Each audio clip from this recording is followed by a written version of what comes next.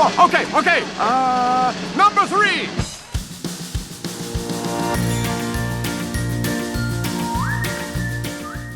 Hi there, and welcome to Baseball by Design. I am SportsLogos.net minor league baseball correspondent Paul Caputo, broadcasting live, as always, from the Sunday Helmet Hall of Fame in my basement in Fort Collins, Colorado.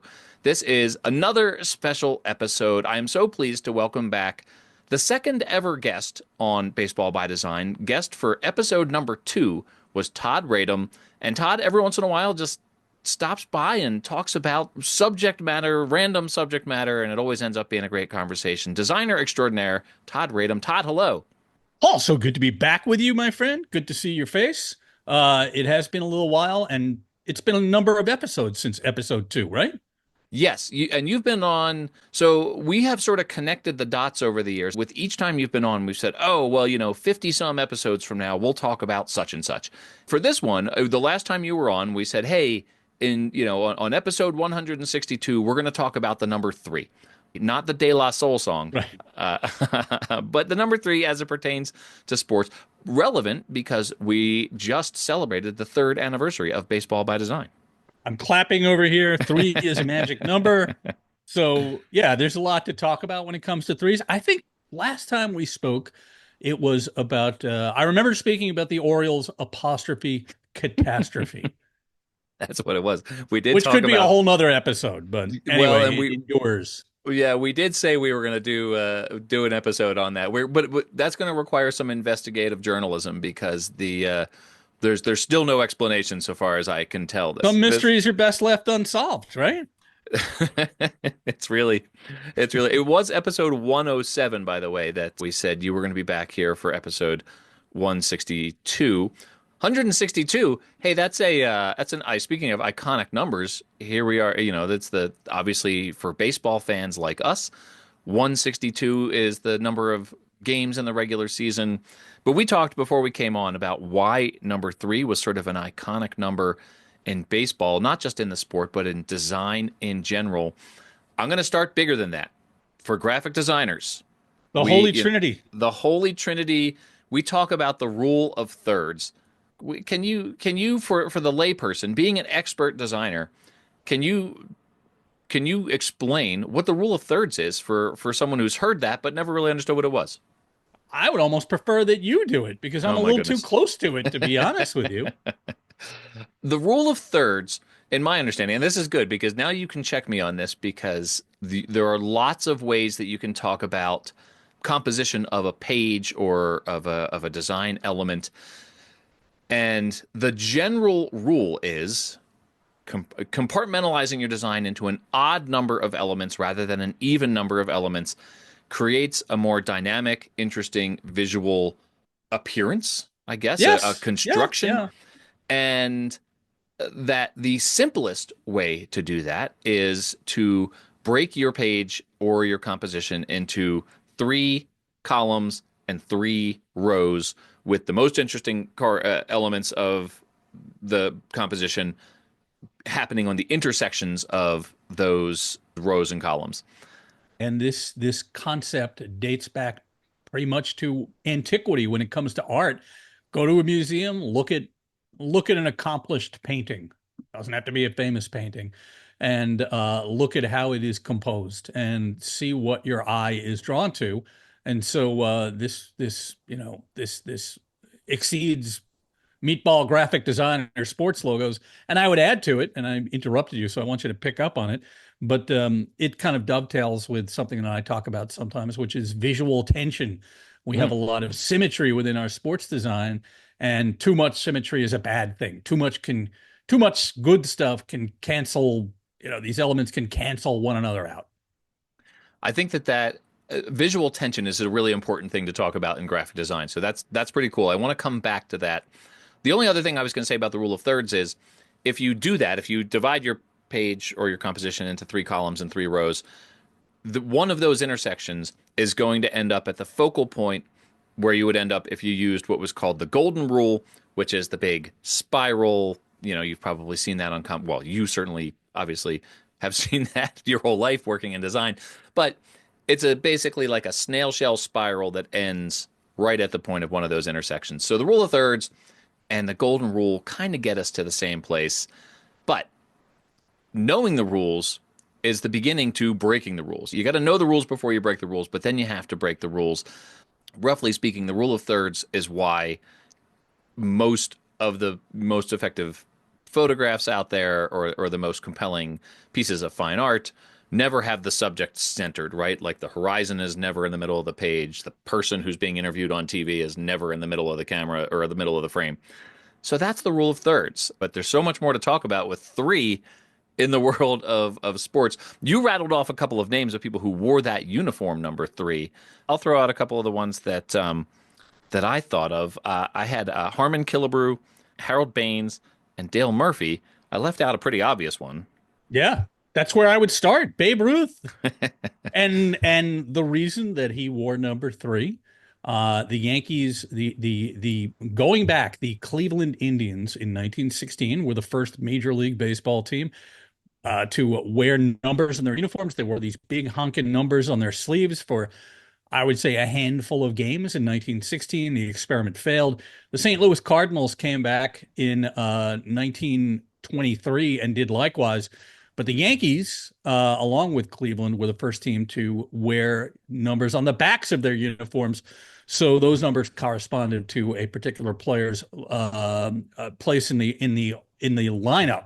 Babe Ruth was the number three hitter. But here's a little known fact, Paul. The Indians and the Yankees were set to play on the same day, opening day. I'm pretty sure it was April, I think it was 18th or 17th, 1929. But the Yankees got rained out. So Cleveland became the first team to wear numbers on their backs of their uniforms. And Earl Averill, a future Hall of Famer, wore number three, the first Major League player to wear number three on his back. I don't know what you could do with that piece of information, but you could take it to the bank. Talk about other number threes, and I'm going to throw one out because I'm right here in Philadelphia. Allen Iverson.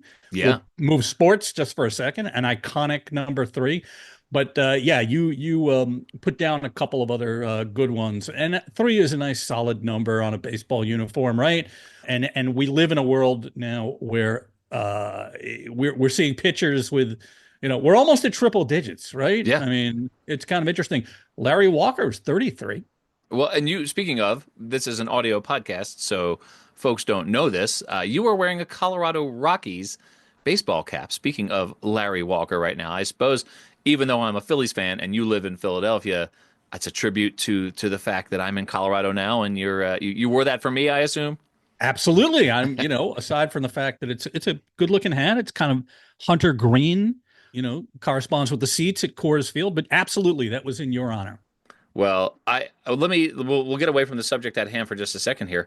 You've been living in Philadelphia now for more than a year, 2 years now, 2 full years. How is living in Philadelphia? Where's the best cheesesteak that you found? Well, Philadelphia is a different kind of place, as most people probably know. It is, and I like that very much. It is almost Midwestern, I think, in certain respects. It is. People are. I don't know, just in terms of how people dress. I'm always astounded to some extent, coming from New York my whole life, going to the supermarket and there are people in their flannel jammies basically on a Sunday morning. Everybody's wearing Eagle stuff, go Birds there. As far as cheesesteak goes, not part of my regular eating routine necessarily, but there's a place right here in my neighborhood, a neighborhood place called Joe's Steaks on Girard Avenue and Frankfurt Avenue, and that is the real deal. It is excellent. Always take out of towners there, including our friend Chris Creamer, who binds us together here, and it's a solid cheesesteak. Most people in Philly, it's funny. I remember coming back from the airport in a Lyft or an Uber at some point last year. And the guy who was driving, very talkative. It's either one way or the other usually. And he just goes, best cheesesteak, like a challenge.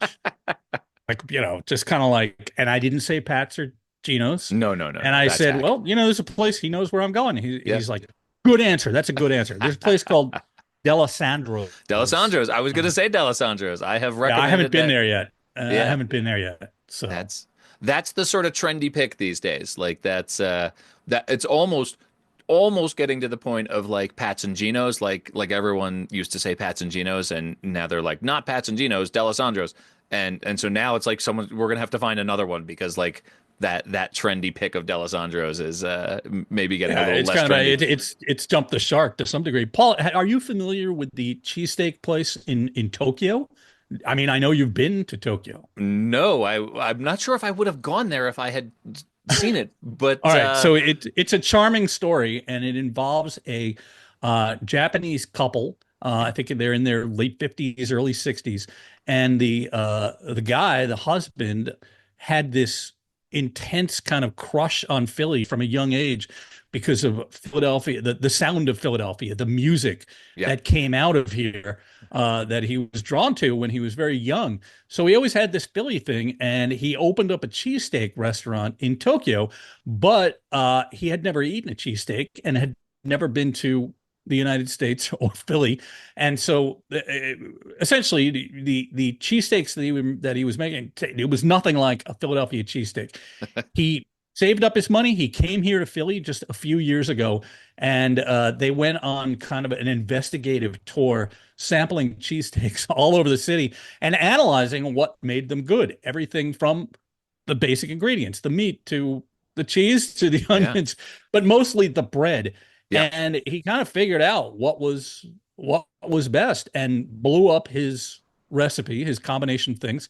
Probably safe to say there's not a whole lot of cheese whiz in Japan. And anyway, it is a shrine. He has Eagles games on. He has Phillies games on. I want to go. I I can't definitely want to believe. go. And you could check him out. You could check them out on Instagram. They have a very lively Instagram feed. Well, I absolutely have to go find this. I can't believe that I missed that while I was there. Like I said, we were doubling down on all things sushi and ramen while we were there, which Yeah, not something that you would get, but I mean, you being from here would I know. would be an excuse. I Yeah. know. I'd be curious to see how close they could come to like the Amoroso roll, which by the way, I'm gonna show this here, even though it's an audio podcast, because it is one of my proudest new possessions. I was able to pick this up, Oh yes. a Wawa dad hat. I now am the proud owner of a Wawa dad hat, which I will wear It's around a cult Colorado. here.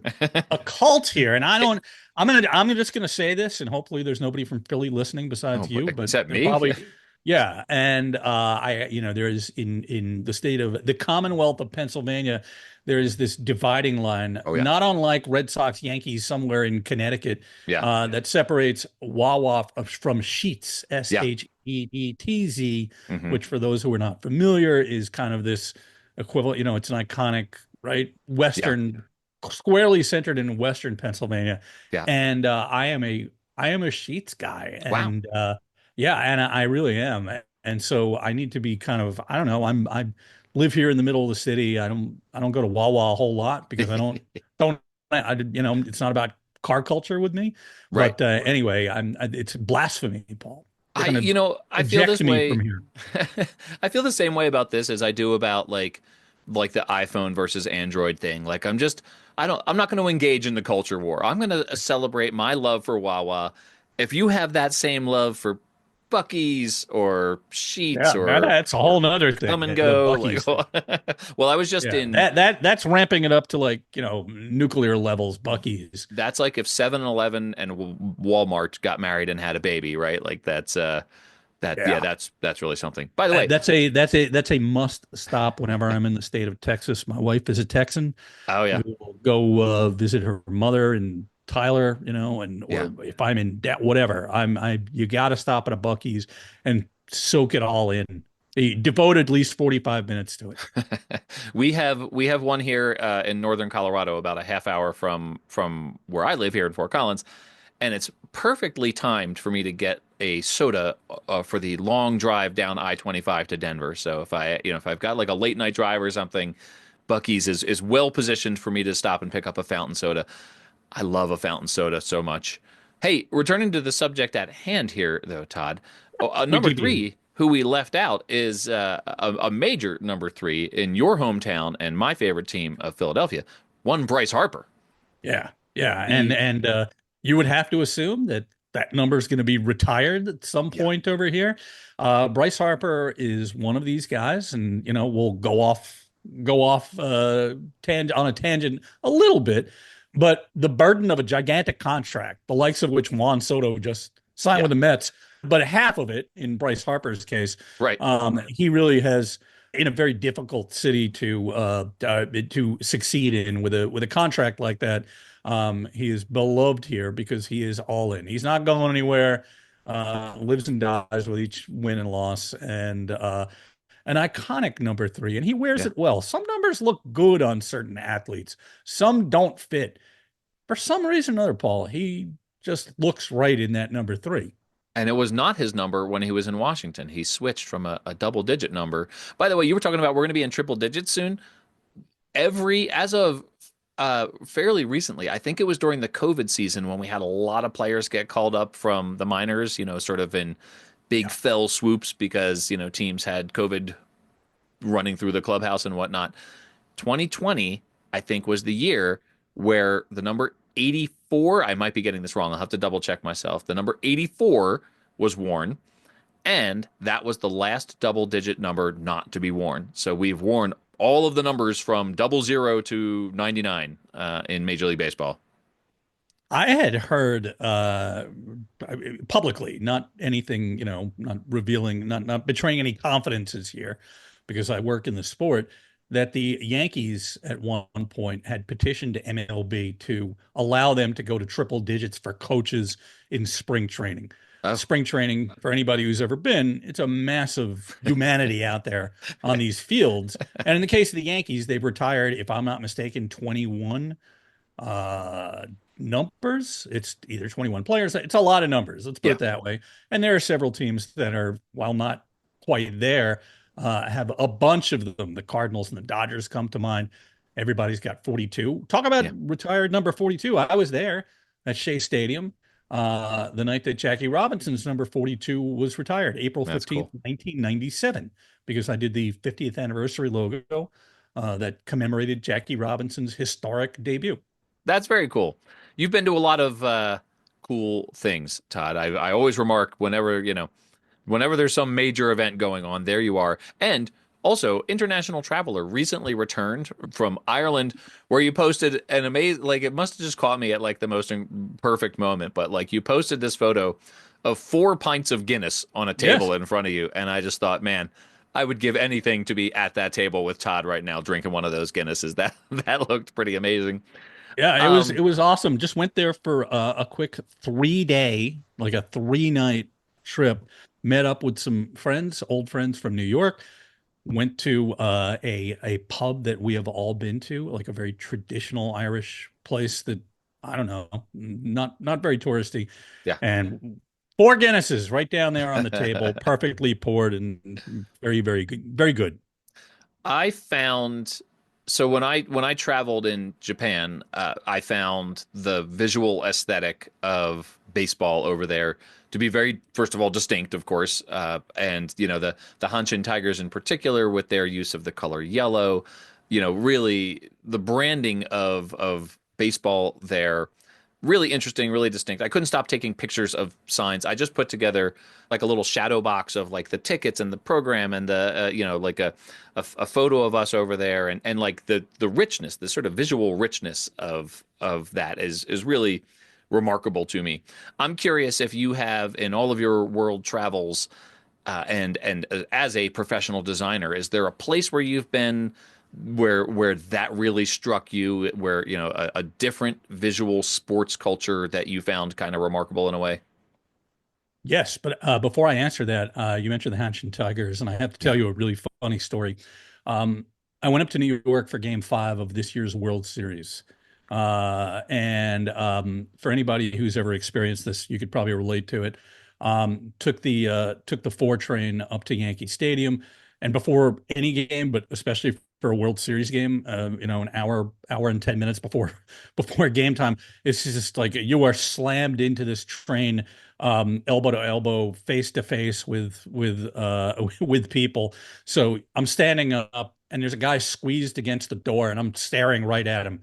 Younger guy, I had a Hanshin Tigers t-shirt on. It was really, Amazing. really warm. So I had this Osaka shirt on, and he is a Japanese American guy who was born in Japan, and he's got this cool vintage Hanshin Tigers like light sweatshirt, very like dimensional, like weird looking tiger for anybody who's ever seen it. And if you haven't, take a look.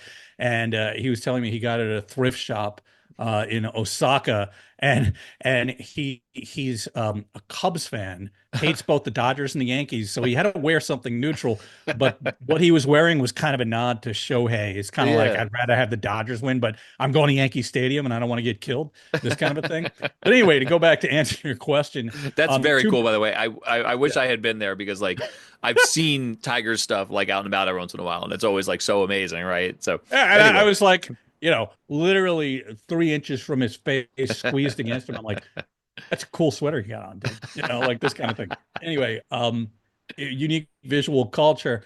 As you know, I've traveled to Korea in conjunction with a baseball project twice in the last year. That is, it's its own thing for sure. But I've got to answer Cuba.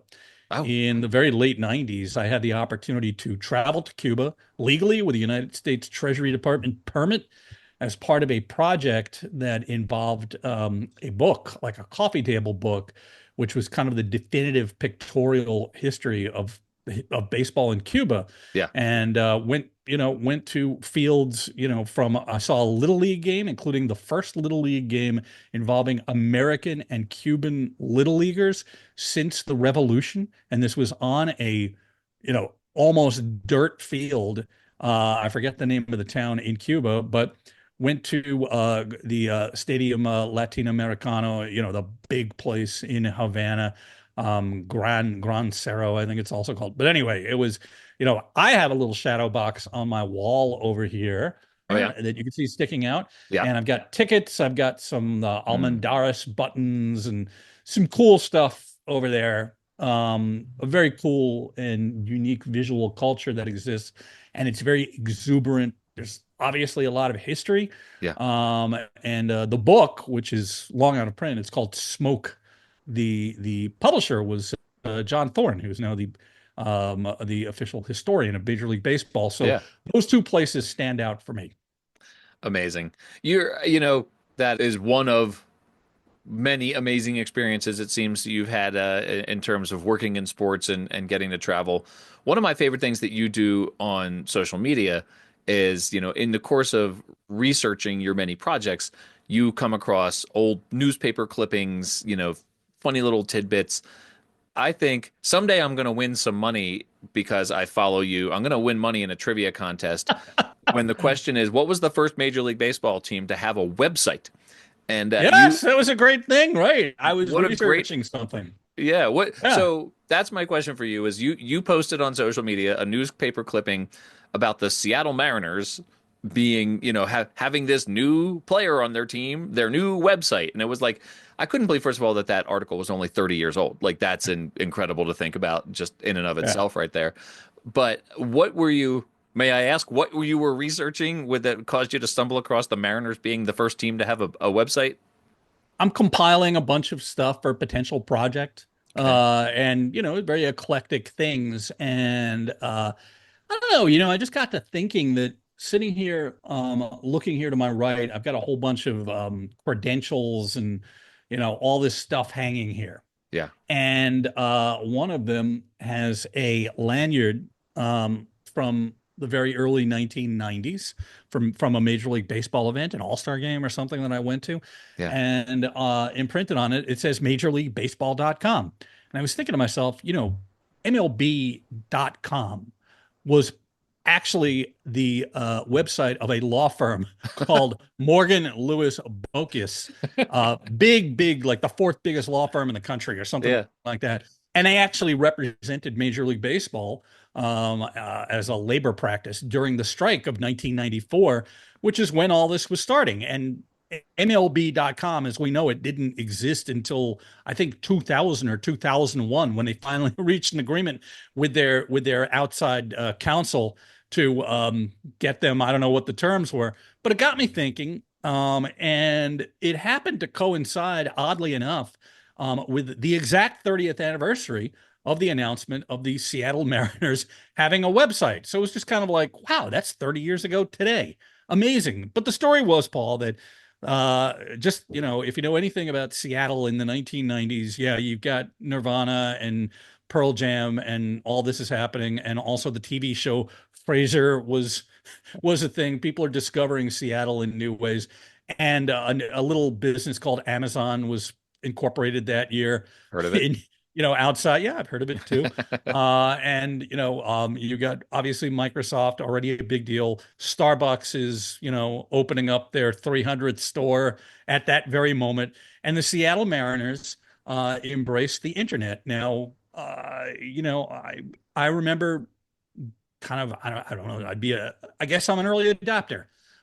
Getting a 2800 baud modem in like 1993, and there's nothing on the internet. But the research led me to, the fact that there were only 10,000 websites in the world when the Seattle Mariners launched their website, and I found some great quotes, including the fact that there was a guy in like Denmark or Norway who wanted a hat. Mariners look was still new, and he's like, how can I get a hat? And you could buy a hat on somehow. It wouldn't be a secure credit card transaction. You probably had to send them a check or something. Yeah. But they were way ahead of the curve. And Yeah. one of the great things I saw was that they were contemplating sharing players' email addresses so that fans could directly correspond with their favorite players. So I'm going to send Ken Griffey an email, and he's going to email me back, What an amazing story. It's just so much fun to think about. Now, you say 30 years ago. I think for the purposes of this episode, we should say 3 decades ago. 3 decades. Perfect. See, it's all very, it's perfect. You can't have a conversation with Todd Radom and be discussing the number 3 without mentioning the Big Three basketball league. This is something that, you worked with Ice Cube on. I love every time there's a picture of like you and Ice Cube on social media. I absolutely love it. But the Big Three basketball league is something that you worked on all the branding for, and it's been a few years now. It's been around for a few years. What's the latest on that? How's it going? And what are you and Ice Cube up to these days? Well, Ice Cube and I are getting ready for the 8th season of Big Three, which is pretty amazing. And usually in January, I will fly out to Los Angeles and spend a day with him at his house, which is always kind of a fun experience. And it really represents an opportunity to kind of get him without a million people around and to sit for 4 or 5 hours and kind of like hash out, what are we doing with the uniforms? What's the court going to look like?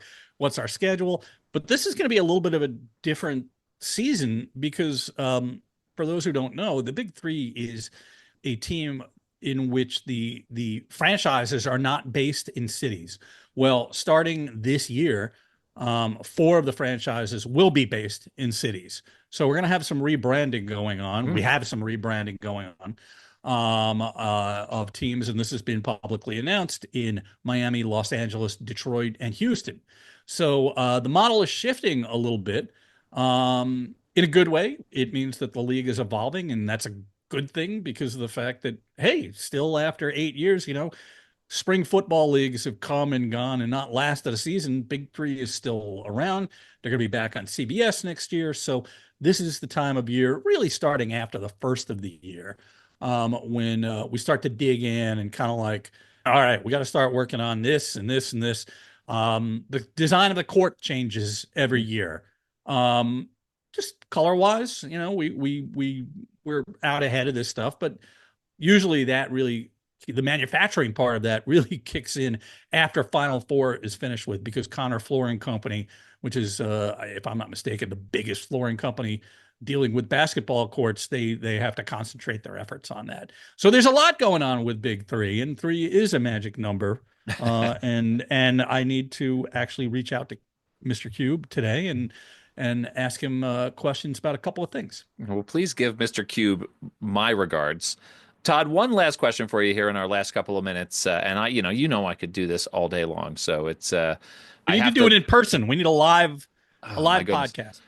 You know what? When I do my shore trip this year, I'm going to let you know when I'm there, and we're going to go to a Phillies game. We've got to get to a Phillies game Oh, together at some point. So yeah, it's, I absolutely. we saw each other very briefly at Game 3 of the World Series in 2022. That was great. Snapped a picture. I can say I've met Todd Radom in person, but like we got to sit and actually like have an ice cream helmet and a Yingling at a ball Oh, game.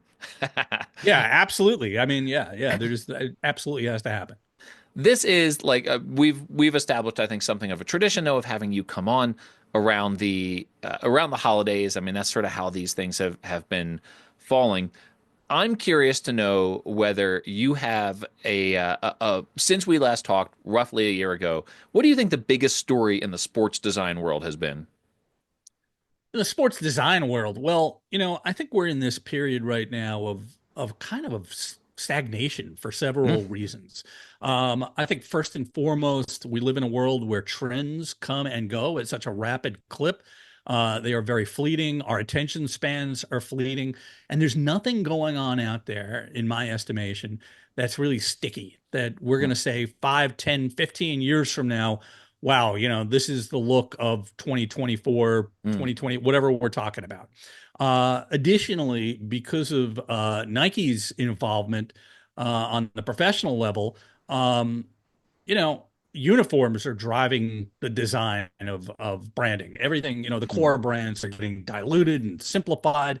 And minor league baseball, which is a space that you are all over, there are some good things happening, but look at what's happening there relative to, compared to what happened before things blew apart in 2020, Yeah. and it's a very different landscape. So I think it's very much uniform driven. Nike is sucking all the air out of the conversation. Hmm. The controversy involving Major League Baseball uniforms with Nike last year dominated the conversation Yeah. to such an extent that it sucked all the air out of the room. And a lot of the changes that we're seeing are kind of like chipping away at things or building up a little bit. They're not revolutionary. They're very evolutionary. And I think we're going to be in that for quite a while. You've got some WNBA expansion teams that have been added.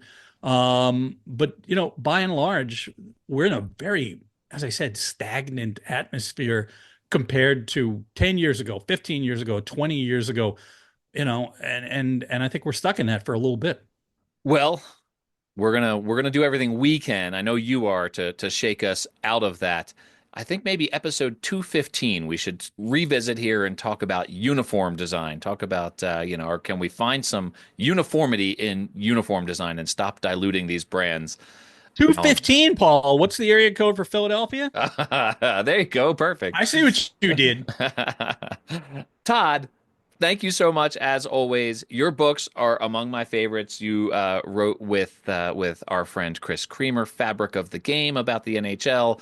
Winning Ugly about baseball uniforms is one of my all-time favorites. Your social media feeds are so much fun. I hope everyone goes and finds you. Real easy to find at Todd Radom, sort of across the board, brand synergy. Thank you so much. Hey, we'll see you, hopefully see you at a baseball game this coming season, but we'll definitely see you back on the podcast for episode 215, the 215 representing Philadelphia. Both things are a must, Paul. Always a pleasure, my friend. All right, Todd, thank you.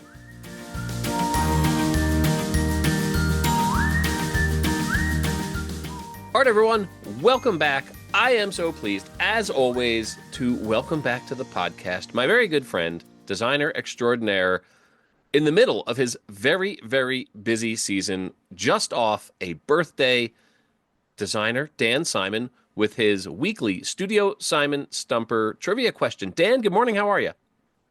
Good morning, right back at you, Paul. I am, not surprisingly, fantastic. Thank you for asking.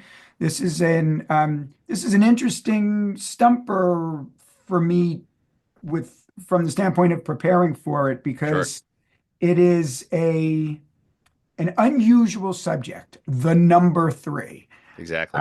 So normally when I do stumpers, being that this is a podcast about sports branding, specifically baseball branding and minor league baseball, with the understanding that some of it's collegiate summer league baseball, but it all to me falls under the same umbrella.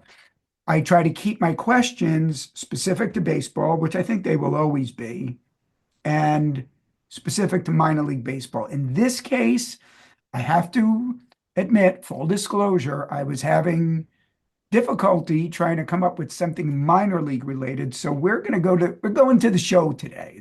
Our question, Mm. actually, it's a double stumper today, and they're both Major League Baseball related with regard to the number 3. So Wow, we're hitting the big time.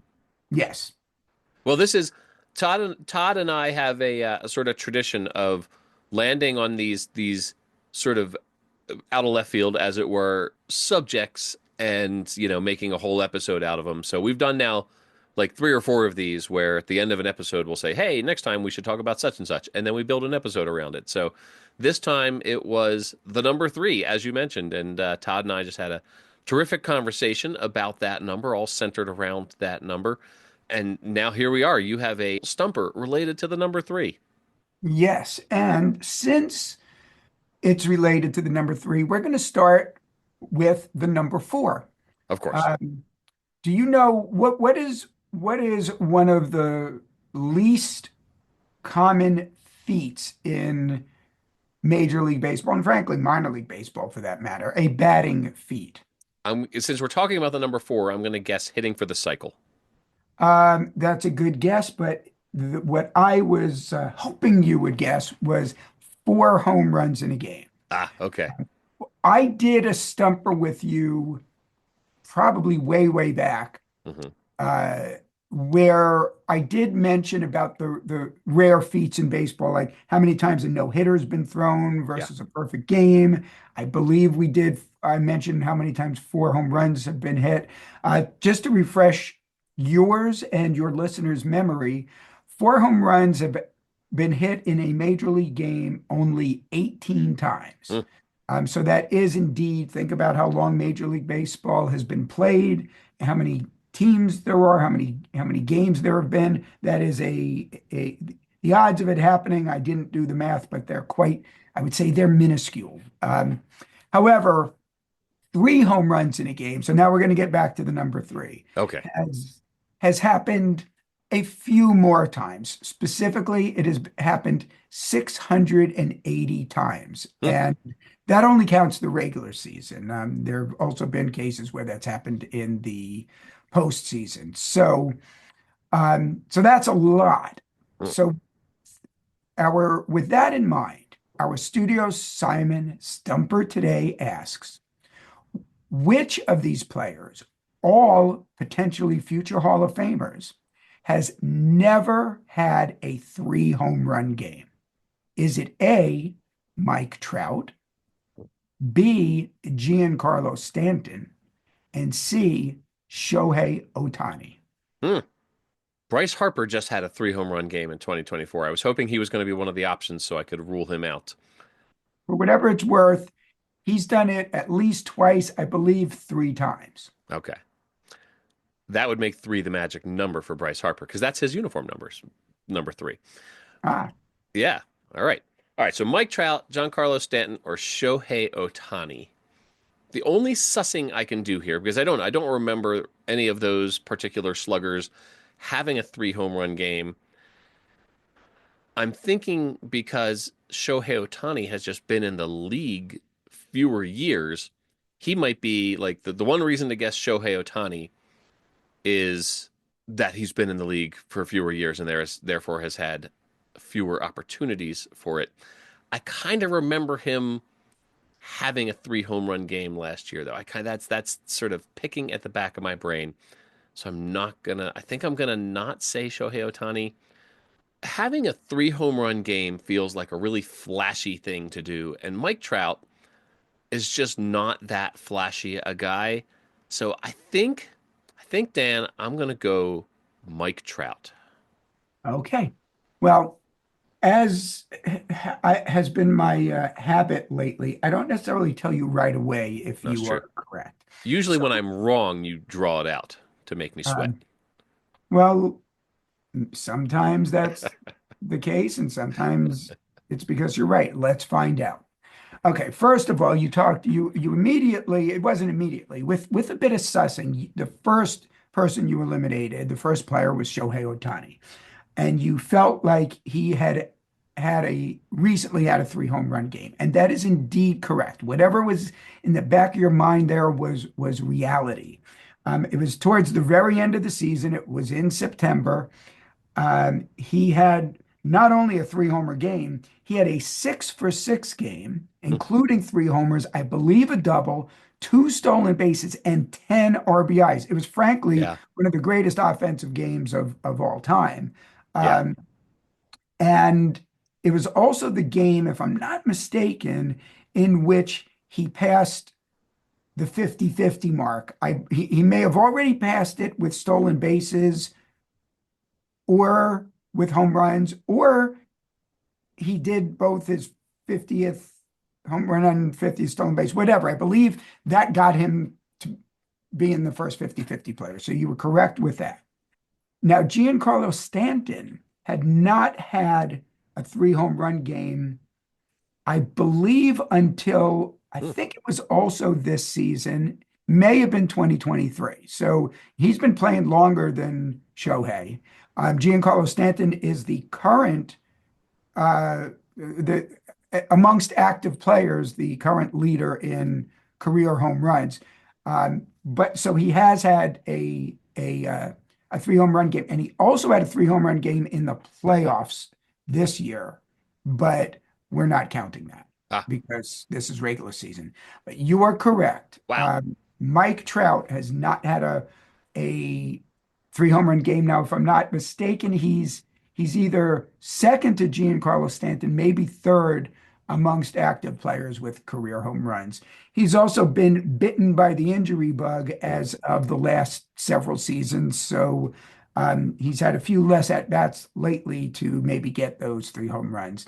Now, speaking of these 3 home runs, so here you have Mike Trout without a single 3 home run game. However, the most 3 home run games by a single player is 6. So there is one current player who is one of the 3 that has hit 6, along with Johnny Mize and Alex Rodriguez. Johnny Mize played back in the 30s, 40s, 50s, sometime around then, mainly for the St. Louis Cardinals and the New York Giants, if I am not mistaken. We'll let 5th grade Will correct me if I'm wrong about that. Check us, Will. We want to know if we got that right. And Alex Rodriguez, I'm sure all of our listeners, including 5th grade Will, are familiar with. But would you believe the third player to have 6 career 3 home run games is Mookie Betts? I do believe that. He's a generational talent. He is not a big guy. Yeah. So to have 6 3 home run games, I think, is a remarkable feat for him and evidence of quite how remarkable an individual athletically he is. I guess in some respects that shows, Dan, just like it's about maybe the swing rather than the power. It's about the mechanics rather than being like a big bulky dude to hit 3 home runs and a certain amount of streakiness. Baseball is very streaky. And I have to point out, Dan, that on riding on the coattails of going 6-3 on Stumper Palooza on last week's episode, and now another win here, I've got something of a streak going myself. I wonder if Stumper Palooza trivia answering can be streaky. Well, if you're not a streaky player, you'll make up for it with your size and strength. That's what I will do. I wonder if we could get like an intern, Dan, to go back and tabulate my all-time record on Studio Simon Stumpers. Go ahead and do that. We're going to put out an ad for a Baseball by Design intern to tabulate that number for us. In the meantime, Dan, thank you very much. Happy New Year to you. We're off and running in 2025. And thank you again for taking time out of your very, very busy schedule. I know how busy you are right now. The off season is the crazy time for the design world and getting all these marks prepared and off to MLB and approved and all the various iterations and the different programs you have going on with brand new team logos and alternate marks and, Copa and, promotional brands. So I know that you're very, very busy. Thank you for taking the time to do this, and we will see you next week. Okay, you're very welcome. I'm looking forward to next week's Stumpers. See you then.